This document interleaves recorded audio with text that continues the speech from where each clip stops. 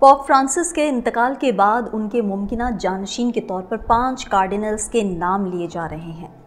Pope Francis کی جانشینی، ممکنہ امیدواروں کا تعارف اور ان کی عمریں کیا ہیں؟ نئے پوپ کے لیے امیدواروں میں کون کون شامل ہے؟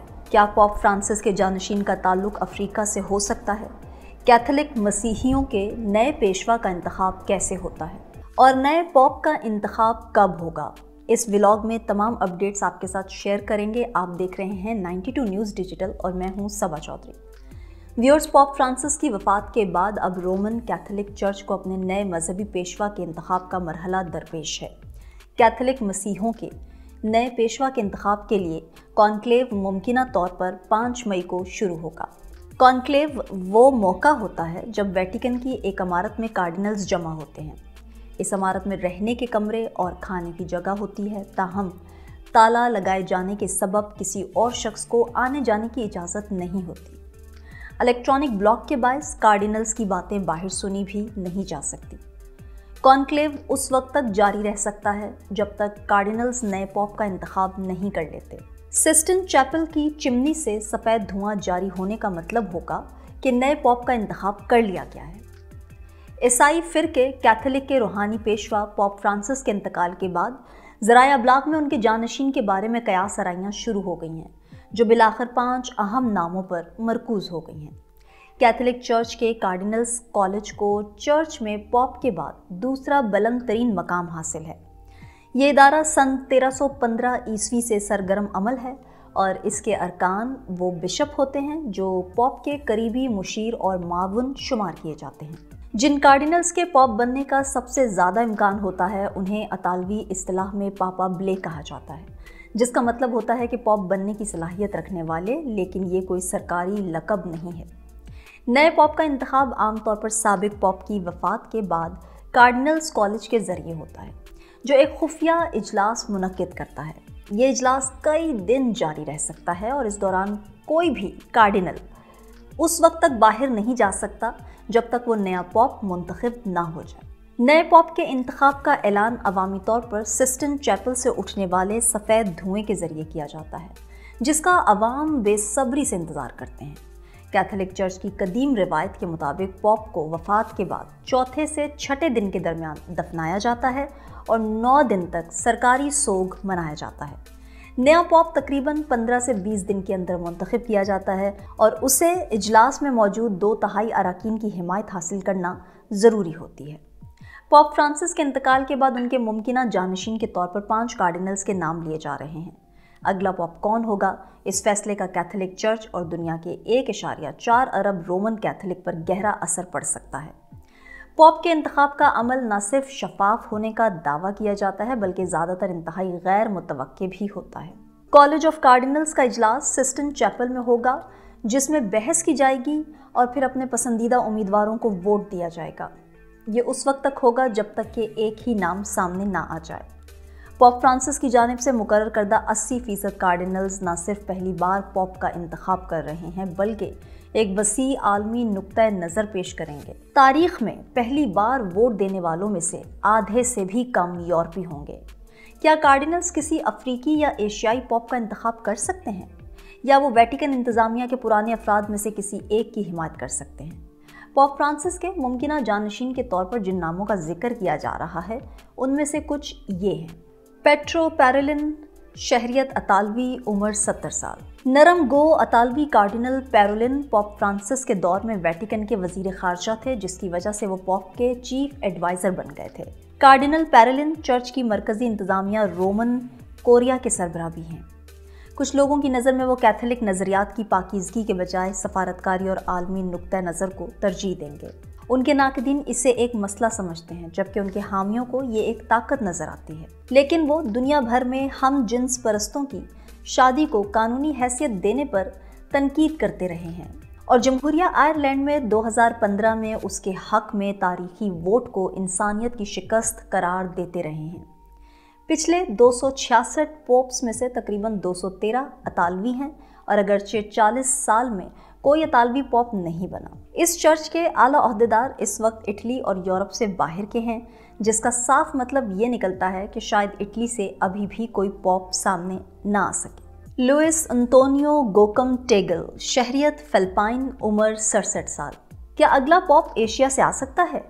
कार्डिनल टेगल कई दिहाइयों तक पास्टर रहे, जिसका मतलब है कि वो वेटिकन के लिए सफारतकार या चर्च के कानून के माहिर होने के बजाय लोगों के दरमियान चर्च के एक फाल रहनुमा रहे हैं। चर्च फिलिपाइन में बड़े पैमाने पर बाअसर है, जहां तकरीबन 80% आबादी कैथोलिक है। कार्डिनल टेगल को कैथोलिक तारीफ में एतदाल पसंद समझा जाता है और समाजी मसाइल से वाबस्तगी और तारकीन वतन के लिए हमदर्दी की वजह से उन्हें एशियाई फ्रांसिस कहा जाता है। उन्होंने अस्काते हमल के हकूक़ की मुखालिफत करते हुए उसे कत्ल की एक शक्ल करार दिया, जो चर्च के इस वसी तर मौक़िफ़ के ऐन मुताबिक है कि ज़िंदगी का आगाज़ हमल से होता है। सन 2015 में कार्डिनल टेगल ने चर्च से मुतालबा किया था कि वो हम जिन्स परस्तों, तलाक याफ्ता अफराद और अकेली माँओं के बारे में अपने सख्त मौक़िफ़ का असर-ए-नौ जायज़ा लें और कहा कि माजी की सख्तियों ने देर पा नुकसान पहुँचाया और हर फ़र्द हमदर्दी और एहतराम का मुस्तहिक है। उनके नाम पर सन 2013 में भी पॉप बनने के उम्मीदवार के तौर पर गौर किया गया था, जिसमें फ्रांसिस मुंतखब हुए थे। एक दहाई पहले जब उनसे पूछा गया था कि वो अगले पॉप के तौर पर अपने नाम को किस नज़र से देखते हैं, तो उन्होंने जवाब दिया, मैं इसे एक मजाक की तरह देखता हूँ। ये मसीका खेस है। फ्रेटोलिन अम्बोगो बेसोंगो, शहरियत कॉन्गो, उम्र 65 साल। ये बहुत मुमकिन है कि अगला पॉप अफ्रीका से हो, जहां कैथोलिक चर्च लाखों मेंबर्स को शामिल करता जा रहा है। Cardinal एम्बोंगो democratic Republic of Congo से ताल्लुक़ रखने वाले एक अहम उम्मीदवार हैं। वो 7 साल तक कंशासा के आर्च बिशप रहे और पॉप फ्रांसिस ने उन्हें कार्डिनल मुकर्रर किया। वो एक सकाफती क़दामत पसंद हैं जो हम जिन्स परस्तों की शादी के लिए दुआओं की मुखालिफत करते हैं। ये कहते हैं कि एक ही जिन्स के अफराद के मिलाप को सकाफती असूलों से मुतज़ाद और अंदरूनी तौर पर बुरा समझा जाता है। अगरचा ईसाइयत DR कांगो में अक्सरियती मज़हब है, लेकिन वहाँ के ईसाइयों को जहादी ग्रुप दौलत इस्लामिया और उससे वाबस्ता बागियों के हाथों मौत और जुल्म सतम का सामना करना पड़ा है। इस पस मंज़र में कार्डिनल एम्बोंगो को चर्च के एक सख्त वकील के तौर पर देखा जाता है, लेकिन 2020 के एक इंटरव्यू में उन्होंने कहा था कि प्रोटेस्टेंट को प्रोटेस्टेंट और मुसलमानों को मुसलमान होने दें। हम उनके साथ मिलकर काम करेंगे, लेकिन हर एक को अपनी शनाख्त रखनी पड़ती है। इस तरह के तबसरे कुछ कार्डिनल्स को ये सोचने पर मजबूर कर सकते हैं कि क्या वो उनके मिशन के एहसास को मुकम्मल तौर पर कबूल करते हैं, जिसके मुताबिक कैथोलिक चर्च का पैगाम पूरी दुनिया में फैलाना है। पीटर कोडो वापिया तुर्कसन, शहरियत घाना, उम्र 76 साल। अगर उनके साथी उन्हें मुंतखब करते हैं तो बाअसर कार्डिनल तुर्कसन को भी 1500 साल में अफ्रीकी पॉप होने का एहसास हासिल होगा। ताहम सन 2013 में उन्होंने BBC को बताया था कि मुझे नहीं लगता कि कोई भी पॉप बनना चाहता है। ये पूछे जाने पे कि क्या बरआज़म में चर्च की तरक्की की बुनियाद पर अफ्रीका से अगला पॉप बनना अच्छी बात होगी, तो उन्होंने कहा था कि उनके ख़्याल में पॉप का इंतखाब अदाद व शुमार की बुनियाद पर नहीं किया जाना चाहिए, क्योंकि इस किस्म के ख़यालात पानी को आलूदा करते हैं। वो 2003 में पॉप जॉन पॉल II के दौर में कार्डिनल बनने वाले घाना के पहले शहरी थे। जब फ्रांसिस का इंतखाब किया गया था तो कार्डिनल टेगल की तरह कार्डिनल तुर्कसन को भी मुमकिना पॉप समझा जा रहा था। एक गिटारिस्ट जो कभी एक बैंड में गिटार बजाया करते थे, कार्डिनल तुर्कसन अपनी पुरजोश शख्सियत के लिए जाने जाते थे। अफ्रीका से ताल्लुक़ रखने वाले बहुत से कार्डिनल्स की तरह वो भी क़दामत पसंद हैं, ताहम उन्होंने अपने आबाई मुल्क घाना समेत अफ्रीकी ममालिक में हम जिन्स परस्तों के ताल्लुकात को जुर्म करार देने की मुखालिफत की। 2023 में एक इंटरव्यू में जब घाना की पार्लिमान LGBTQ अफराद पर सख्त सज़ाएँ आयद करने वाले बिल पर बहस कर रही थी, तो तुर्कसन ने कहा कि उनके ख्याल में हम जिन्स परस्ती को जुर्म के तौर पर नहीं देखना चाहिए। 2012 में उन पर इल्ज़ाम आयद किया गया था कि उन्होंने वेटिकन के बिशप्स कॉन्फ्रेंस में यूरोप में इस्लाम के फैलाव के बारे में खौफ फैलाने वाली पेशगोइयाँ की थीं, जिसके लिए उन्होंने बाद में मुआफ़ी मांगी थी। पेट्रा यर्डो, शहरियत हंगरी, उम्र 72 साल। 51 साल की उम्र से कार्डिनल पेट्रा यर्डो को यूरोप के चर्च में बहुत इज्जत दी जाती है। वो 2006 से 2016 तक 2 bar council of European bishops conferences की क़यादत कर चुके हैं। वो अफ्रीकी कार्डिनल्स में मशहूर हैं और उन्होंने ऑर्थोडॉक्स चर्च के साथ कैथोलिक ताल्लुकात पर काम किया है। एर्डो ने 2021 और 2023 में पॉप फ्रांसिस के हंगरी के दौरों में नुमाया किरदार अदा किया था। 2015 में یورپ میں پناہ گزینوں کے بحران کے دوران انہوں نے کہا تھا کہ چرچ تارکین وطن کو قبول نہیں کرے گا کیونکہ یہ انسانی اسمگلنگ کے مترادف ہے۔ اینجلو اسکولا، شہریت اطالوی، عمر 83 سال۔ صرف 80 سال سے کم عمر کارڈینل ہی کانفرنس میں ووٹ دے سکتے ہیں، لیکن اینجلو اسکولا اب بھی ووٹ دے سکتے ہیں۔ ملان کے سابق آرچ بشپ 2013 میں فرانسس کے انتخاب کے وقت سر فہرست تھے، لیکن خیال کیا جاتا ہے کہ وہ پوپ کی حیثیت سے کانفرنس میں داخل ہونے اور کارڈینل کی حیثیت سے چھوڑنے کی کہاوت کا شکار ہو گئے تھے۔ کانفرنس سے پہلے ان کا نام 2 بار سامنے آیا کیونکہ وہ اس ہفتے بڑھاپے پر ایک کتاب شائع کر رہے ہیں۔ اس کتاب میں پوپ فرانسس کا پیش لفظ شامل ہے جو انہوں نے ہسپتال میں داخل ہونے سے کچھ دیر قبل لکھا تھا، جس میں انہوں نے کہا تھا کہ موت ہر چیز کا خاتمہ نہیں بلکہ کسی چیز کا آغاز ہے۔ فرانسس کے الفاظ اسکولا کے لیے حقیقی محبت کو ظاہر کرتے ہیں، لیکن کارڈینلز کا کالج بڑھاپے پر ان کی توجہ کو نئے پوپ کے لیے اچھی مثال کے طور پر نہیں دیکھتا۔ کیا اگلا پوپ افریقہ سے ہوگا؟ کیتھولک مسیحوں کے مذہبی پیشوا پوپ فرانسس کی وفات کے بعد اگر چرچ کے اثرات کے پھیلاؤ کو نئے پوپ کے انتخاب کا واحد معیار سمجھا جائے تو یہ بات تقریباً طے ہے کہ اگلا پوپ افریقہ سے ہی ہوگا۔ افریقہ میں کیتھولک آبادی سب سے زیادہ تیزی سے بڑھی اور آج دنیا میں کیتھولکس کی تعداد میں کل اضافے کا نصف صرف افریقہ سے ہے۔ سن 2022 کے اعداد و شمار کے مطابق دنیا کے 20% کیتھولک مسیحی افریقہ میں رہتے ہیں اور یہ آبادی بڑھ رہی ہے۔ اس کے برعکس اس عرصے کے دوران یورپ میں کیتھولک آبادی میں 0.08% کمی واقع ہوئی۔ امریکہ کے پیو ریسرچ سینٹر کے مطابق 1910 سے 2010 کے درمیان پوپ میں کیتھولک مذہب کو ماننے والوں کی تعداد میں 63% کمی واقع ہوئی ہے۔ یورپ کا بیشتر حصہ جو کبھی کیتھولک مذہب کا گڑھ سمجھا جاتا تھا اب سیکولر ہو چکا ہے۔ اگرچہ لاطینی امریکہ میں کیتھولک چرچ کا اثر باقی ہے، لیکن یہاں کے کئی ممالک میں ایونجلیکل مسیحوں کا اثر بڑھ گیا ہے۔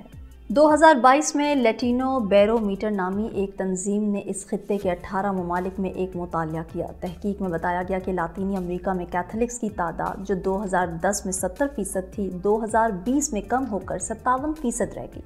اب جب ویٹیکن میں کارڈینلز اگلے پوپ کا انتخاب کریں گے تو کیا وہ ان تمام باتوں کو مد نظر رکھیں گے؟ ڈی پال یونیورسٹی کے ایک ایسوسیٹ پروفیسر اور نائجیریا کے کیتھولک پادری فادر سٹین چوائلو کا خیال ہے کہ پوپ کو افریقی نیاد ہونا چاہیے۔ میرے خیال میں افریقی پوپ کا انتخاب بہت اچھی بات ہوگی۔ ان کا کہنا تھا کہ چرچ کی قیادت کو مسیحی عقیدے کی ساخت کی بہتر عکاسی کرنی چاہیے۔